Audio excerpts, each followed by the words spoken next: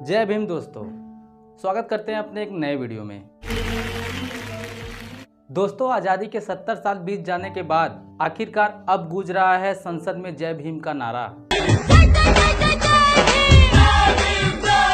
वाह क्या बात।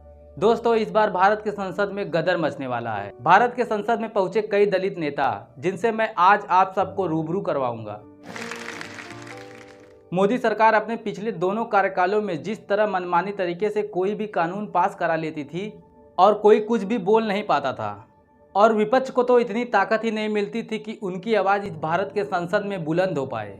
बहुत सही बात, बहुत सही बात। लेकिन दोस्तों, अब समय बदल चुका है, क्योंकि लोकसभा चुनाव 2024 के बाद अब परिस्थितियां बदल चुकी हैं और मोदी सरकार की मनमानी पर भारत की इस जनता ने कड़ा प्रहार किया है। आगामी संसद सत्र में होने वाली बहस के लिए मेरी और आपकी तरह करोड़ों लोग इसका इंतजार कर रहे हैं। यह तो तय है कि इंडिया ब्लॉक के 234 सांसद इस बार मोदी सरकार को चैन की सांस नहीं लेने देंगे।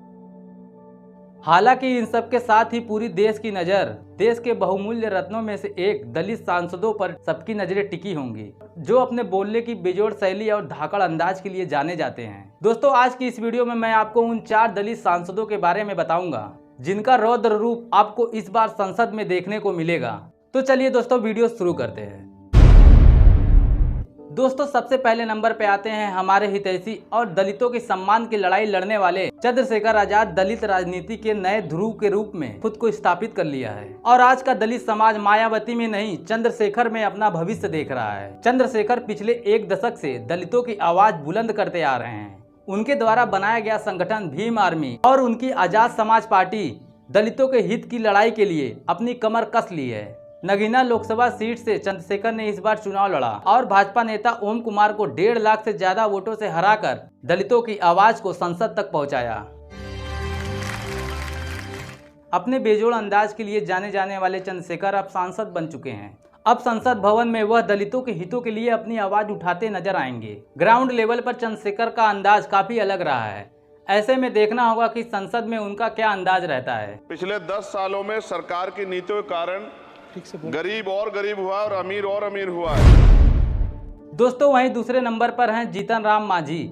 यह मुसहर जाति से आते हैं। छेनी हथौड़ा लेकर के पर्वत को काटा पर्वत पुरुष दशरथ मांझी, दृढ़ इच्छा के धनी, उसी परिवार के हम हैं। और फिलहाल जीतन राम अभी एनडीए में हैं और मोदी कैबिनेट में उन्हें मंत्री पद मिला है। लेकिन मांझी की विचारधारा शुरू से ही भाजपा की विचारधारा के खिलाफ रही है। आए दिन श्री राम को लेकर उनके बयान मीडिया में काफी सुर्खियां बटोरते रहते हैं। कैबिनेट मंत्री बनने के अगले ही दिन उन्होंने श्री राम को काल्पनिक करार दे दिया। कौन कहता है कि रावण राक्षस था? हम तो कहते हैं रावण विद्वान था, सचमुच में कर्मठ था और उस पर एक तरह से अन्याय किया गया है और अन्याय करने के बाद आज ये लोग इस तरह की बात करते हैं। राम की बात हम कहते हैं या रावण की बात करते हैं, तो सबको हम काल्पनिक मानते हैं। ऐसे में आगामी संसद सत्र में मांझी का मन किस करवट बैठता है, इस पर सबकी निगाहें टिकी हुई हैं। दोस्तों, वहीं तीसरे नंबर पर राजस्थान से आने वाली संजना जाटव, जो कि मात्र सिर्फ 26 साल की हैं और यह अपने बेजोड़ बोलने के अंदाज के लिए जानी जाती हैं। पानी की कमी के कारण किसान भुखमरी और आत्महत्या करने पर मजबूर है। कांग्रेस की टिकट पे इन्होंने भरतपुर लोकसभा सीट से चुनाव लड़ा था और 51,000 से ज्यादा वोटों के अंतर से जीत हासिल करने में कामयाब रही थी। पिछले साल कांग्रेस के टिकट पर संजना ने अलवर जिले के कटमूर विधानसभा सीट से चुनाव लड़ा था और मात्र 4,009 वोटों से हार गई थी। इनको प्रियंका गांधी के काफी करीब माना जाता है। लोकसभा चुनाव 2024 की वह राजस्थान में सबसे कम उम्र की उम्मीदवार थी, लेकिन उन्होंने जबरदस्त जीत हासिल करके भारत के संसद में दलितों का परचम लहराया। दोस्तों, अब जानिए चौथे नंबर के दलित सांसद को। इनका नाम चरणजीत सिंह छन्नी है और इनके नाम पंजाब के पहले दलित मुख्यमंत्री होने का रिकॉर्ड है। लोकसभा चुनाव 2024 में इन्हें कांग्रेस पार्टी ने जालंधर लोकसभा सीट से उम्मीदवार बनाया था और इन्होंने भाजपा के सुशील कुमार रिंकू को 1,75,000 से ज्यादा वोटों के अंतर से हराया था। चरण सिंह चन्नी पंजाब कांग्रेस के लिए एक प्रमुख दलित चेहरा है और यह चमकौर साहिब से 3 बार विधायक रह चुके हैं और यह भी अपने बेबाक बोलने के अंदाज के लिए जाने जाते हैं। दोस्तों, दलित समाज से आने वाले यह नेता इस बार संसद में अपना कितना कमाल दिखा पाते हैं, अपने समाज के लिए कितनी आवाजें उठा पाते हैं, दलितों के खिलाफ हो रहे अत्याचार के खिलाफ आवाज उठाने में कितने मुखर रह पाते हैं, यह आने वाले कुछ ही दिनों में पता चल जाएगा। अब आप गाना सुना दीजिए हमें।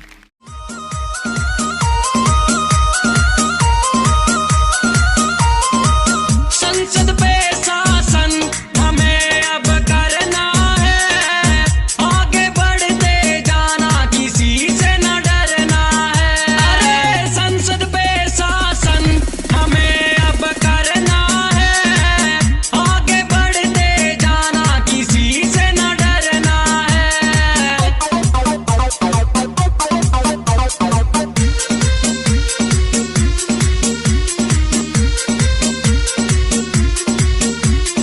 बाबा साहब का अब सपना सजाना है, हमको अब अपना हक लेके दिखाना है।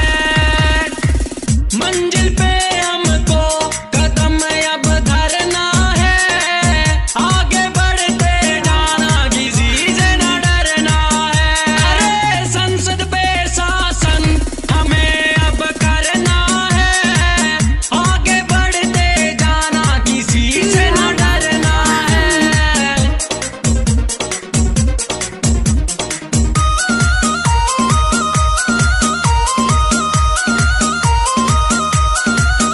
मनुवादी लोगों से हमें लड़नी लड़ाई है, ये देश चलाने की हमें करनी पड़ाई है। सबके सीने में जोश अब भरना है, आगे बढ़ते जाना किसी से न डरना है। अरे संसद पे शासन हमें अब करना है, आगे बढ़ते जाना किसी से न डरना है।